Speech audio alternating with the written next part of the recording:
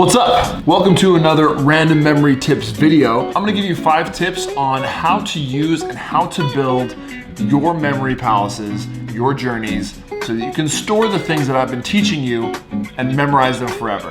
Basically, 5 tips to get your memory palace game going. You ready?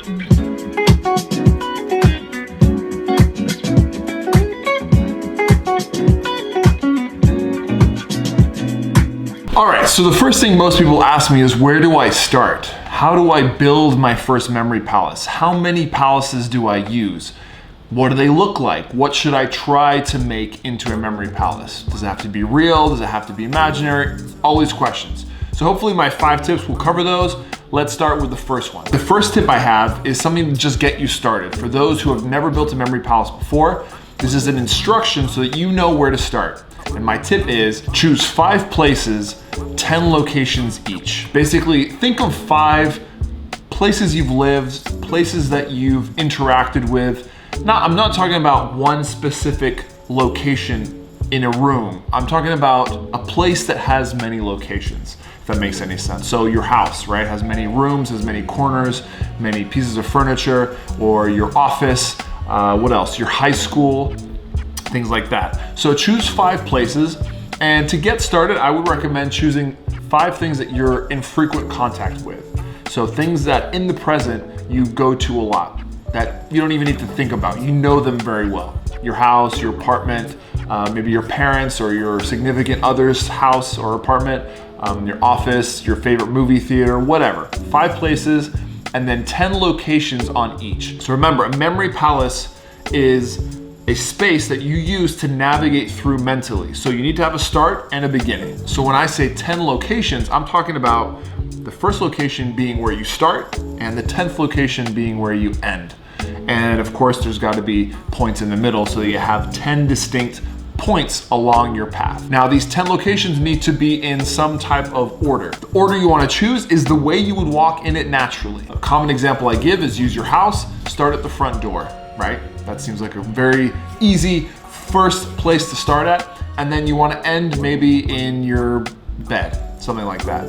So between the first location, the door, and the last, the bed, you want to have enough so that you have 10 total locations between them. A location, or an anchor point, I like to call them, is some thing or area. It's hard to define. I don't want to give any definition because you don't have to be stuck to it. For me, sometimes it's the corner of a room. It's the wall in a room. It's a painting. It's a garbage can. It's really anything that I decide is gonna be a fixed point along my route. And the order needs to make sense. Something that makes sense in terms of how you would navigate through it. You don't wanna start at your front door, then jump to the bedroom, then jump to the kitchen, because you're never gonna remember that. The goal is to make it easy to remember. So you wanna make them in some kind of obvious order. Tip number 2, write them all down. A lot of people ask me, do you memorize these? Do you just sit down, close your eyes, and think of them and then hope that they stay? Yes, of course, I think about them first. I try to visualize them, but at some point I will write them down, whether it's in a document on my computer, whether it's on paper in a book. I try to keep it somewhere filed. So it is somewhere written down, and in case I forget it, I don't use it for a long time, I always have it somewhere written down. A great example is I memorized 10,000 digits of pi. I needed 2,000 locations to put all those digits. So to keep track of 2,000 locations, my memory palaces were sprawling over cities and things like that. So I had to write those down because, yeah, sure, I knew the path that I took, but the specific anchor points that I stopped at, the locations, that's the thing that you could forget if you have a lot of them. Tip number 3. Don't memorize them. This is not an extra memory task. The reason it works is because you've already memorized those paths. They're common to you. You know them very well. They're places you've been a lot. They're places that you walk through almost every day or did at some point in your life, so that it's easy for you to visualize it and know it. If it's something you have to think about and to try and recall from memory, it's not a good memory palace. So choose the ones that you don't have to memorize, the ones that are instinctive. Tip number 4, the best kinds of memory palaces are the ones that are meaningful to you.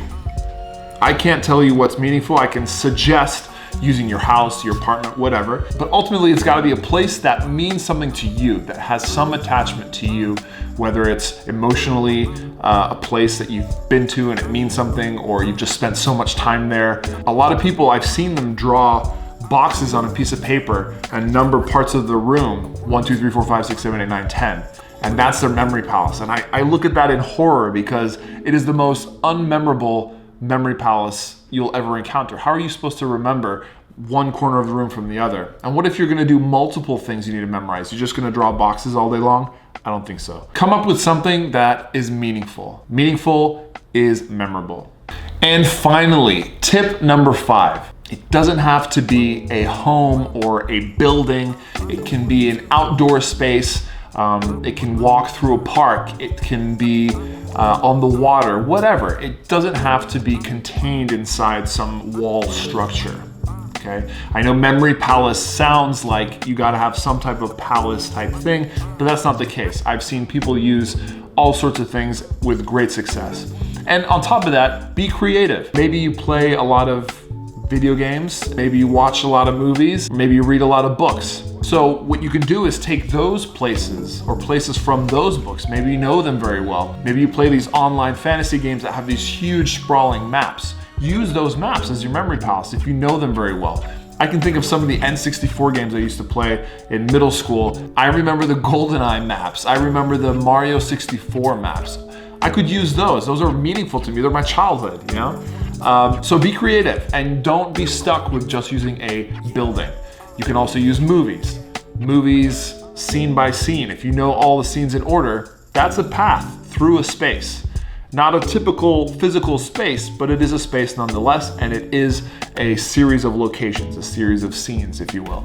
All right, thanks guys for watching. This was a short, quick video just to get you started on using those memory palaces that I always talk about. In upcoming videos, I'll be talking about how to memorize some specific things, so keep an eye out for that. Thank you for watching. We just hit 4,000 subscribers, which is awesome. I'm so happy with that. Try and hit 5K next, and then 10K, and then who knows where we'll be in a year. So thanks again guys for subscribing. Hit that like button if you like this video, subscribe if you haven't, and I'll see you on the next video.